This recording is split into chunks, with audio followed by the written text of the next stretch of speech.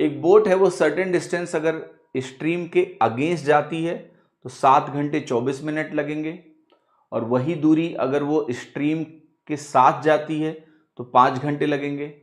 आपको बताना है what is the speed of the boat in still water to that of stream.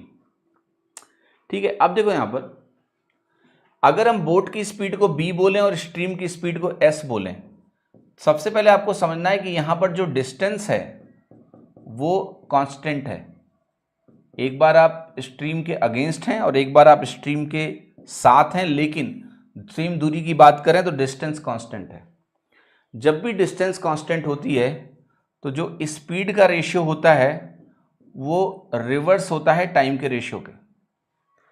अब जब आप अगेंस्ट द स्ट्रीम जा रहे थे और मान लिया बोट की स्पीड b मान लेते हैं और स्ट्रीम की स्पीड को मैं s मान लेता हूं, तो मैं इसको लिखूंगा b माइनस एस, यहां पर मैं लिखूंगा b प्लस एस क्योंकि आप स्ट्रीम के साथ जा रहे हैं। जो टाइम रेशियो में लिखूंगा यहां पर 5 घंटे लिखूंगा और यहां पर मैं इसको लिखूंगा 7.4।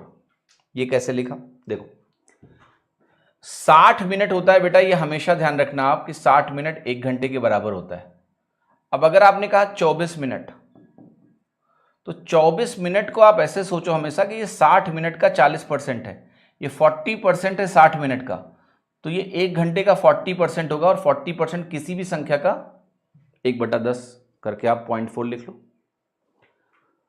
तो ये वैल्यू मैंने लिखी। जैसे मैंने ये वैल्यू लिखी speed ratio reverse time ratio, अब कॉम्पोनेंडो एंड डिविडेंडो नाम की एक चीज होती है C&D, कॉम्पोनेंडो एंड डिविडेंडो। उसमें क्या करते हैं उसमें, और इसको थोड़ा सिंप्लीफाई कर लो यार, अब इसको लिख लो आप 50/74 लिख लो, फिर आप काट लो तो इसको 25/37 लिख लेना। तो कॉम्पोनेंट एंड डिविडेंडो क्या होता है कि न्यूमरेटर प्लस डिनोमिनेटर जोड़ते हैं, न्यूमरेटर माइनस डिनोमिनेटर वगैरह जो भी ये करते हैं, और आपकी वैल्यू निकल आती है। तो ये जो वैल्यू आपके सामने लिखी है, राइट, ओके, इसको आप ऐसे भी सोच सकते हो कि b plus S upon b minus S is equal to 37/25। Yes, अब इस पे जब भी आप कॉम्पोनेंडो लगाओगे लेफ्ट हैंड साइड पे तो ये आपको देता है b अपॉन एस। जैसे ही आप इस पे C&D लगाओगे b प्लस एस बटे B minus S b upon S बन जाता है, और इधर ये वैल्यू बन जाएगी 37 + 25 बटे 37 - 25। यहां भी यही हुआ है, न्यूमरेटर डिनोमिनेटर जुड़ा है तो 2b बनेगा, घटाओगे तो 2s बनेगा, कट के वो b अपॉन एस हो जाता है। तो ये डायरेक्टली याद होना चाहिए कि इस पे कॉम्पोनेंडो डिविडेंडो लगाने से ये मिलता है। 37 में 25 जोड़ोगे 62 आएगा, 37 में अगर आप 25 घटाओगे तो 12 आएगा, अगर आप 2 से डिवाइड कर लें तो 31/6 आ गया। तो आंसर क्या आ गया आपका बी। ठीक है, राइट, हाँ जी, क्लियर है कि नहीं? यस।